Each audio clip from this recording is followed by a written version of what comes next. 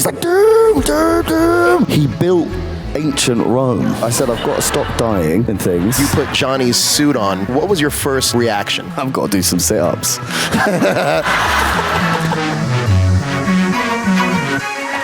What's going on? Joseph, thank you so much for finishing strong with us here at Orlando MegaCon. Yeah, God, there's loads here. Gee, hello, everyone.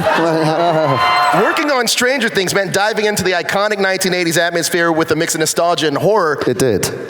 Can you share any memorable moments from set that really helped you understand your character's place in the world? Memorable moments. I suppose Eddie's intro, his first scene, where he's quite, oh, thank you. You watched it. Nice one.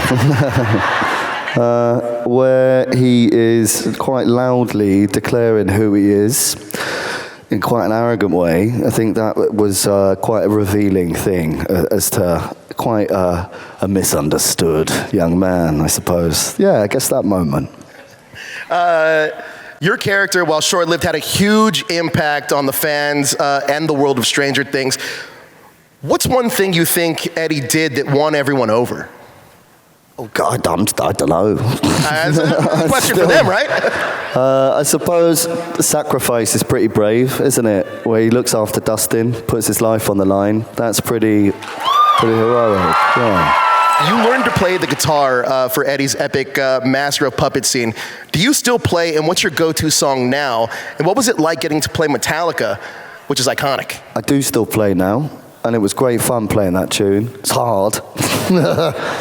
Had to learn that. It took a few months. I remember getting an email from the Duffer Brothers during the COVID hiatus. Remember that? Yeah. And they just asked me, like, can you play guitar? And I said, yeah. And then I didn't hear anything back from them until I got this scene, this episode with this incredible scene in. And I was like, okay, I don't know if I can play that. But I got to work on it, and that was great fun. And yeah, I still do play. I hadn't played for years. My guitar had been gathering dust, so it was a lovely excuse to kind of get back on the horse, as it were. And yeah, I just noodle around on it now. That's awesome. Now, Dungeons & Dragons plays a huge part, or a huge plot point in the story of Stranger Things. You ever played Dungeons & Dragons at all?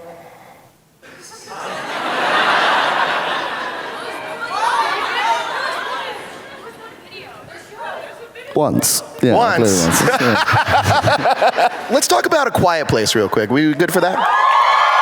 In A Quiet Place, day one, silence became a powerful narrative tool in the story. Can you talk about adapting your performance to communicate your character's inner turmoil and fear without relying heavily on dialogue? Well, I think it was quite emblematic of my own internal dialogue being in that film. I was very nervous, and myself and Lupita, I remember seeing her, Lupita Nyong'o, the extraordinary Lupita Nyong'o. I'd been a fan of hers for so many years, and so the prospect of collaborating so closely, as you said, with no dialogue with her, was such a treat and an exciting prospect as an actor. And so I was very excited about that, and I guess we were both kind of figuring it out as we went along, of just like, how much scared is too scared, you know, and trying to communicate with each other. But the thing is, thankfully, with this acting malarkey, it's about so much of it is you're thrown into a situation with someone that you don't know, more often than not, you don't know them, and it's incredibly vulnerable. Like, you kind of have to cut through all of the bravado or ego or whatever we have to kind of be alive in the world and try and make something. And so doing that with her was an amazing experience. And I think we got away with it, I think, which is good. Yeah. It was amazing. It was incredible. Now, your character, Eric, survives at the end of A Quiet Place, day one. What do you think happened to Eric? And was the fate of the character ever discussed during pre-production? I said I've got to stop dying and things. So please don't kill me. And they said, we kind of want to kill you. They didn't say that.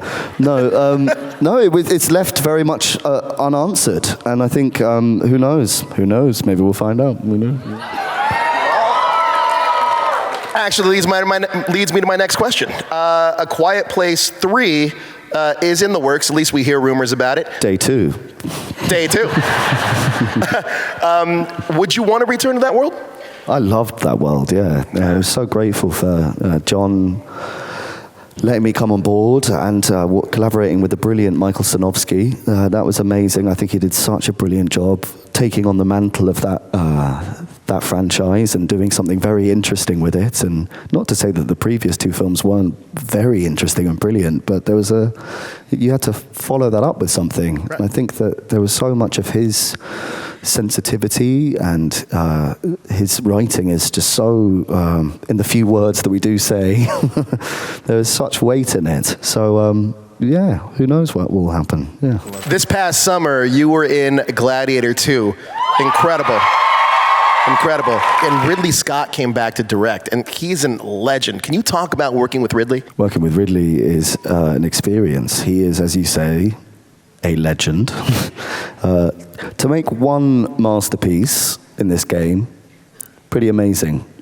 He's got like 5. And so you're aware that you're working with this force, this creative force. He's constantly storyboarding as he works. He was a very visual director. And so obviously, like, Gladiator for me was an amazing, formative experience watching that with my dad. And the prospect of revisiting that world was kind of, beyond anything I could have imagined. Got to hang out with Pedro Pascal, it's not a bad thing. Yeah. And the brilliant Fred Heckinger, which is amazing. Yeah.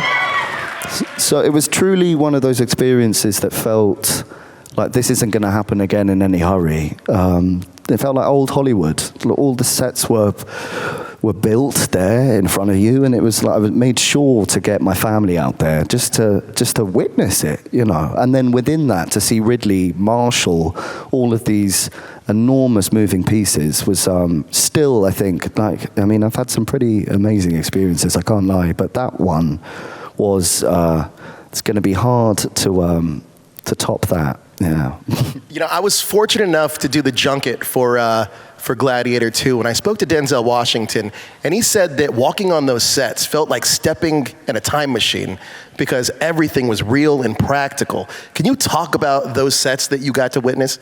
I mean, it literally, he built ancient Rome. You might think that's funny, but he did. It's not a joke. It was. I remember, like, I walked onto the Colosseum on my first day with Fred. We were looking around. It's full of extras. There's like Rhino over there. There's, you know, it's just this. It was a complete. Yeah, it's like when, in what other business do you go somewhere and that happens? It was so exciting, man. That's it. It was just extremely exciting and intimidating, obviously. Yeah. You're re-teaming with Pedro in a little movie coming out.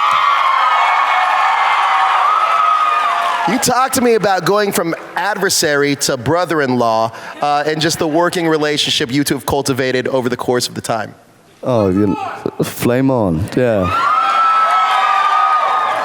Flame on, Pedro, flame on. Yeah, he's a wonderful man. It's a lovely thing when you get to collaborate with someone again in this thing. It's nice, because you go into things and you're familiar with someone, and he's a very funny, talented, brilliant man.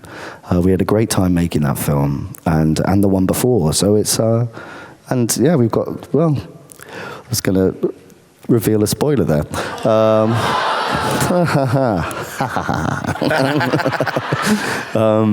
Yeah, I mean, getting to spend a day with Pedro is a wonderful way to spend a day, so I'm very lucky.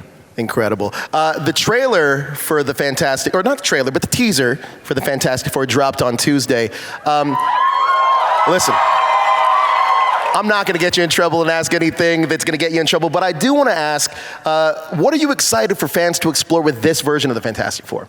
I think the dynamic, really, the family dynamic. It's Marvel's first family. They really want to get it right. Yeah. And I think the cast that they assembled for it, not only are brilliant people, but really choice actors. Vanessa Kirby, I've been admiring her work for so many years. we've had so many mutual friends, but I'd never really properly met, and I was so excited to kind of, be her little brother. It's great. And Eben Moss Backrack from The Bear, he's a legend. He's such a brilliant actor and has done such detailed, amazing stuff with Ben Grimm and Pedro. I love him. So it was such. I think the thing that we were really focusing on was trying to establish this dysfunctional, caring, loving family, and I hope that fans see that and feel that in the film. Yeah, let's hear it for that. San Diego Comic-Con, we had a big announcement that Robert Downey Jr. was going to be returning to the MCU. What? As Dr. Doom. I just wanted to ask what your reaction to that news was when you heard about it. Yeah, I was there. It was, the ceiling blew off. There was this one guy I remember just kind of... I don't know if I should tell this story, but he was so excited because the casting for Doom has been such a mysterious thing for so many years. And the Russo brothers were getting ready, it's like, it's going to happen. It's going to happen. We're about to announce Doom. And this guy in the back was going, Doom, Doom, Doom.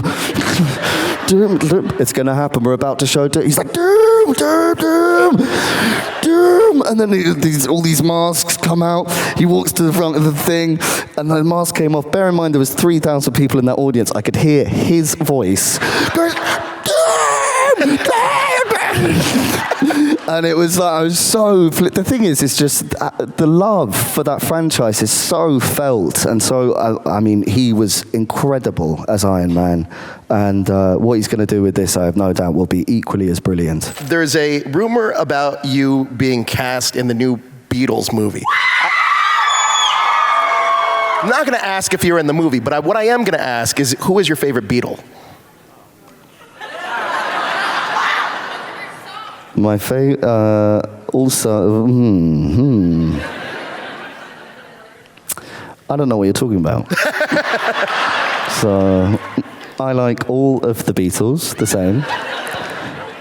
Whoever does that's going to have a great time, yeah. Eddie Munson becomes an instant fan favorite in Stranger Things. What was your reaction when you first read his storyline for season 4? Well, I was a bit gutted that I was like not going to be there down the line. So I was, what was I? I was very excited by the prospect of doing that Metallica sequence. I thought it was a lovely arc to a character. But again, I was a bit bummed out. So, it was both. I thought this is going to be fantastic when we do it, but then what if I don't get to come back? What if I don't get to come back? You're getting them talking. You're getting them talking. We got Savannah from Jacksonville, Florida. She asks, what's been the funniest or most unexpected interaction that you've had with a Stranger Things fan?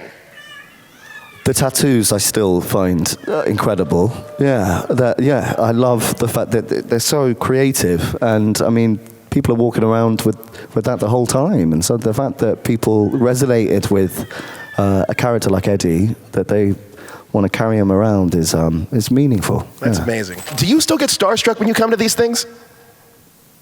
So I grew up loving the Lord of the Rings films. And I'm going to show off now. I've met Andy Serkis quite a few times.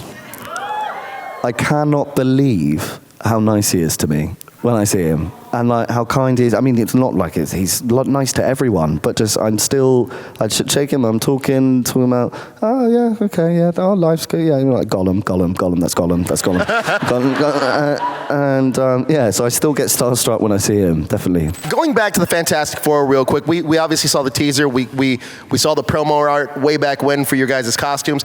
Talk to me about the first time you put Johnny's suit on and looking in the mirror. What was your first reaction? I've got to do some sit-ups. That was it. No, I've been training a lot for it and all of that stuff. And that was good fun. And so that was kind of quite, reassuring. And then seeing everyone else in their lycra was exciting, man. It was like we were kind of doing the costume fittings and trying to get it, like, kind of finessing it. And it was, I was so excited. Yeah. The Fantastic Four are Marvel's first family. Did you guys bond immediately as a family when you guys got together? We did. Yeah, we did. We had a week of read-throughs and kind of script work. And I think it was a relief that everyone around the table was a funny, silly, talented person. So that's always helpful. Yeah. The MCU is one of the biggest franchises in the world. Can you talk about what it meant to be a part of that ongoing franchise that's been around now for the last, 10, 11, 12 years? Well, I was very shocked. Yeah, I couldn't believe that I was being invited to that party. It's a fantastic party and one that brings so much joy to so many. And I've been so fortunate to be a part of something like Stranger Things that people adore as well. Yeah, so, absolutely. It was, just another gang to enjoy this kind of mad life that I seem to be living. We know that Johnny, at least historically in the comics, Johnny was always picking on Ben, pulling pranks on Ben. Were there any pranks on set of the Fantastic Four that you can share? None that I can share. We had fun. You had fun. Joseph, look, you have been amazing. I want to thank you so much for joining us here at MEGACON in Orlando. You are incredible. Thank you. You're generous with your time. Thank you. Pleasure. Thank you so much, man.